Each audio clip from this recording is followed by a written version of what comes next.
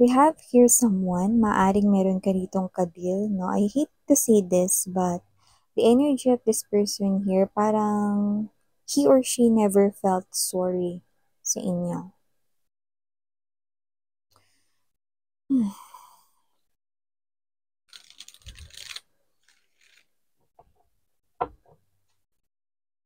Let us see.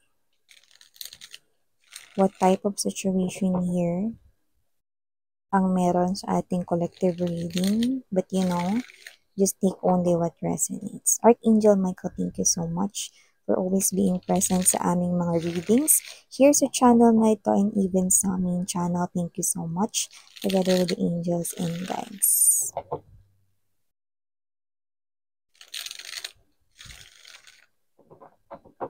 Okay.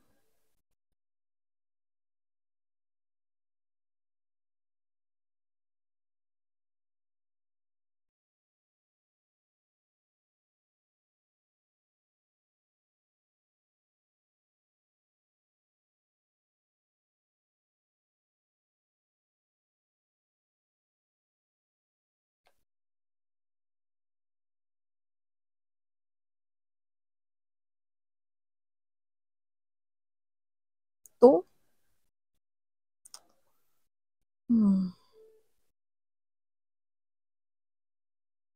Maaring palaging linya ng mga tao sa paligid nyo, no? Friends, families, no? Yung na naman. Yan. No? So, to get more information about this one, let me proceed, no? Sa pagtatapos ng pagli ng ating energy sa table muna. Okay, please allow me to do that.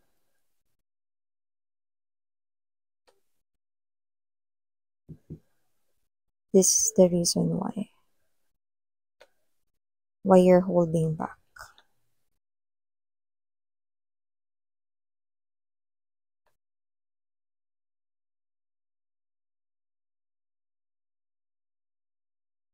See?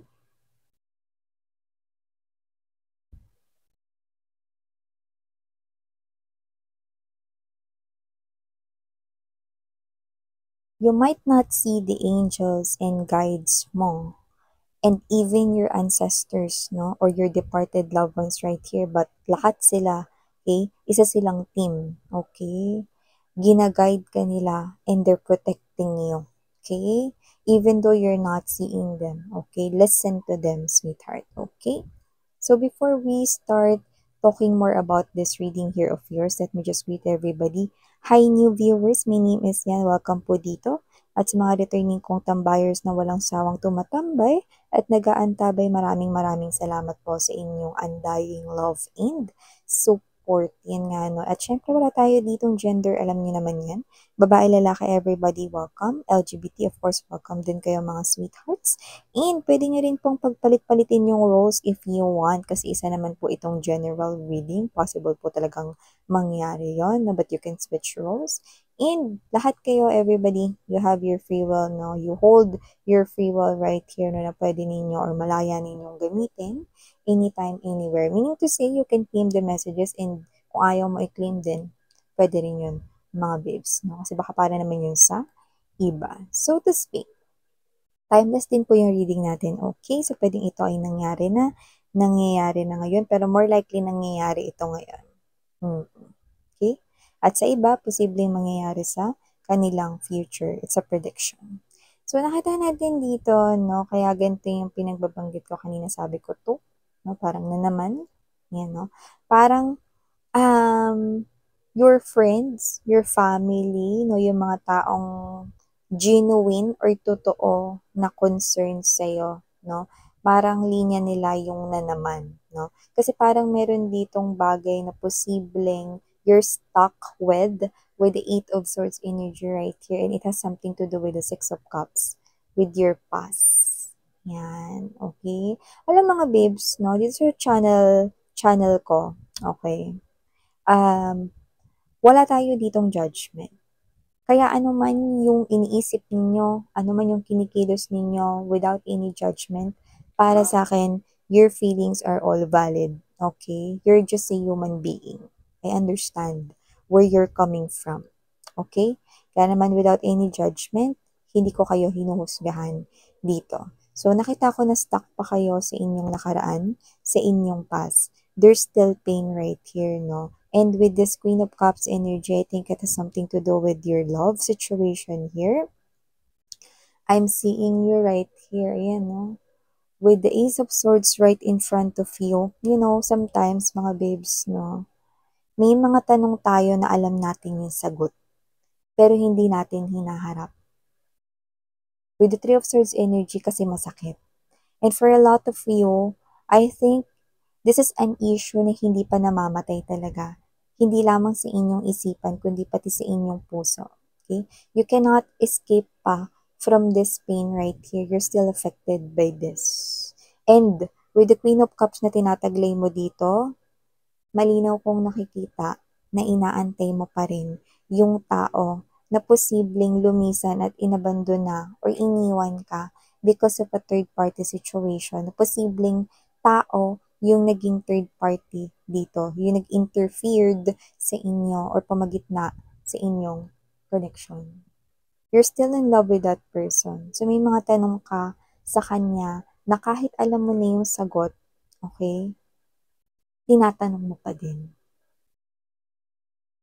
Ngayon, no? Alam mo yung sagot, okay? Alam mo yung sagot kung bakit kanya rito iniwan. Alam mo yung sagot kung bakit niya ito nagawa sa inyo. Alam mo yung sagot, yung naging dahilan dito kung bakit nagkagulo ang inyo rito na sitwasyon, no? And nakita ko rito na may mga specific kang tanong, you know, na posibleng alam mo rin yung sagot, like ramdam mo na, no? Hindi mo kinakailangan maging energy reader or maging isang tarot reader or maging isang empath or whatever para malaman yung sagot. Because you yourself already know the answer, no? At ang specific question na nakikita ko rito, no, sa nakararami sa inyo na nahagip natin yung energies is that parang miss yan, kaya pa bang tuparin ng tao na yan yung mga promises niya? May mga pinangako po kasi siya sa akin. Yan o, parang ganun yung energy ninyo.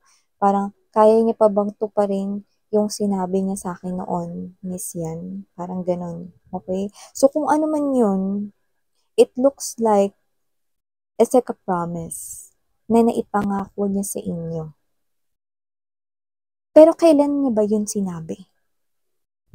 Kasi dito lumalabas na maaaring sinabi niya yun at ipinangako niya yun sa inyo bago dumating yung nakasira ng inyong relasyon. Bago dumating yung third party na kabit, mistress, no? Or third person dito na naging third wheel dito sa inyo.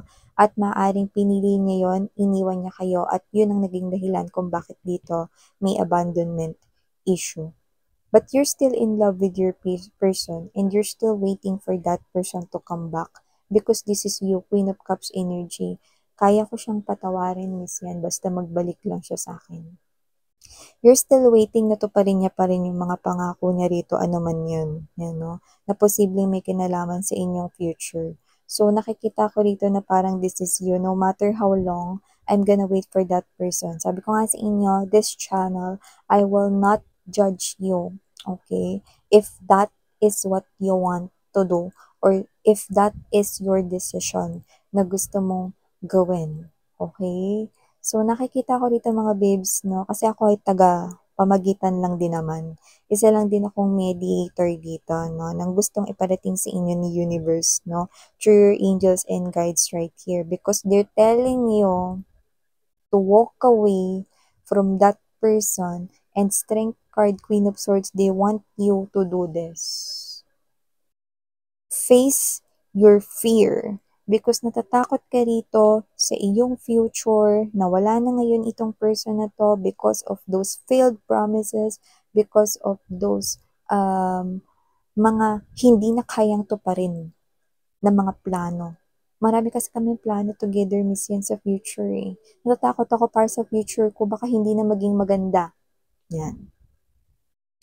So marami sa inyo ganyan yung nakikita ko dito. No? You're still looking forward for that future with this person right here. Eh, nasan nga ba siya? Yan. Andun siya. Nasa malayo. Wala akong nakikitang kahit na ano ritong liwanag, no, na magbabalik siya rito sa inyong life. Yan, no? So, hindi niya nga kayo niisip dito eh. You know, if this reading is yours eh. Nakikita ko dito, no, mga babes, no, na parang isa itong klase ng one-sided love na lamang ngayon. Kasi kung sino man yung kakonek ninyo, matagal na po na naglaho yung kanyang feelings dito. And you already know that truth. It's just that you cannot face that truth because it's so masakit for you. Masakit man tanggapin, pero ito yung real talk. That person left you 2 years ago, 3 years ago, 1 decade ago, and you're still waiting for that person here. Sabi ko nga sa inyo, without any judgment. Okay? Hindi ko hinusgahan ang desisyon ninyo. Pero, there's something inside you. Your intuition is telling you that it's all over now. At ito ay over na long time ago. Okay? So, parang kahit sabihin nyo rito, no, Miss Yan, ano bang alam ng mga angels and guides ko dyan? Ikaw, ano bang alam mo? Yeah, mga babes. Wala akong alam. You know? Wala akong alam kung gaano mo kamahal yung tao niyan. Okay? Pero isa lang yung alam ko. You're too good for this person. Masyado ka na good para sa kanya. Hindi mo deserve yung energy niya. And this person here do not think about you anymore. Ni sumagi nga sa isipan niya eh. Ikaw, hindi ko nakita yon. It's time for you to face your fears and to move forward and to move on. Your angels and guides right here, okay, they might be acting like parang feeling mo, parang mga demon sila ngayon, no, trying to pull you away from this person right here, but they're trying to save you. Alam mo, wala nga akong alam sa extent kung gaano mo kamahal yung tao na yan. Pero isa lang yung alam ko rito. You deserve so much more. You deserve yung pinakahigit pa sa pagmamahal na kaya mong ibigay. And yeah, I'm siding your angels and guides right here, no? Kinakampihan ko sila rito kasi alam ko na hindi mo deserve tong tao na to. Pero nire-respeto ko yung desisyon mo kung yan yung gusto mong gawin. Okay? Pero what I want you to know is that nakakalamang ka ng sobra sa taong ito. Mas matalino ka, mas maganda, mas gwapo, mas may itsura, mas may maganda kang future, mas may kaya kang i-offer at ibigay. Huwag kang matakot na harapin yung future without this person. Nung time na may mga naipangako or naiplano kayo together, yun yung time na masaya kayo eh. Nakita ko dito with the Six of Cups energy right here, no? And there's this Four of Coins energy, like there's this promise right here that no matter what happened, hindi kita iiwan, tutuparin natin itong mga plano natin together. May mga challenges man tayo, mga pagdaanan dito, no? But where is the person? That person is already gone now. Asa feeling siya ng iba right now. And I hate to say this, but this is real talk. He or she is happy right now in the arms of someone else. That might be still the third party who interfered in your relationship, but that might also be a new person in his or her life. This person is no longer thinking about you. Pero masyado kang too good para sa kanya, honey. You're really far different from this person here. And hindi na siya yung dating person you used to love. Okay? Yeah, this person. Okay? Minahal ka rin niya. But that part is already over now. You're waiting here sa nothing. So that's why your angels and guides, no, ay calling ang iyong attention right here. To face your fears. What if Miss yan tumanda kung walang partner. What if miss yan? Hindi ko magawa yung mga plinano namin together. Mga babes, hindi naman ibig sabihin nun na yung mga plano na yun ay hindi yun na kayang gawin. Kasi nakikita ko rito, magagawa niyo yan, pero kasama niyo yung ibang tao.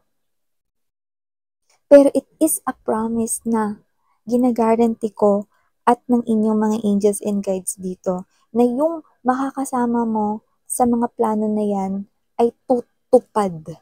Matutupad yung mga plano, lahat ng plano na yan because that is the promise of the Three of Pentacles energy. There's this guy or there's this woman right here who will enter into your life, no? Na may kinalaman sa inyong pananalapi or kapirahan, trabaho or career or negosyo. That person right here, you will meet him or her, no, na may related sa kapirahan. At kung sino siya, okay? Siya yung magpapangako sa inyo pero garantiyang tutuparin niya yon because this is building a legacy. This is building a strong foundation. So this is already guaranteed. Your future is even brighter. Mas maganda pa yung magiging plano ninyo ng new person together. Okay? So spirits and angel guides right here, no? It's like they're using me to tell you guys, no? I'm a medium here, okay? To tell you guys that you have a brighter future with someone else. Okay? And you're gonna build multiple na mga foundations na magiging stable at magiging permanente, no? Not just in your love life, no? Makaka-build ka rin dito ng stability sa financial mo, whether that's negosyo, whether that's your career. I'm seeing you leveling up right here. Stop holding back yourself from better opportunities just because you're still waiting for that person from long time ago. Where is he? Where is she? That person is already gone long time ago. Stop holding yourself back because masyadong malayo yung nakikita kong pwede mong marating dito. Maraming mas magagandang plano ang bubuuhin mo together with the new person in your life. I'm telling you. It's a promise. Okay? So yeah, ito yung mga mensahe nakuha ko here for you guys. Thank you so much for your time here, babe. And again, I'm Yan. Sarang Hiya, Love in Light. And yeah.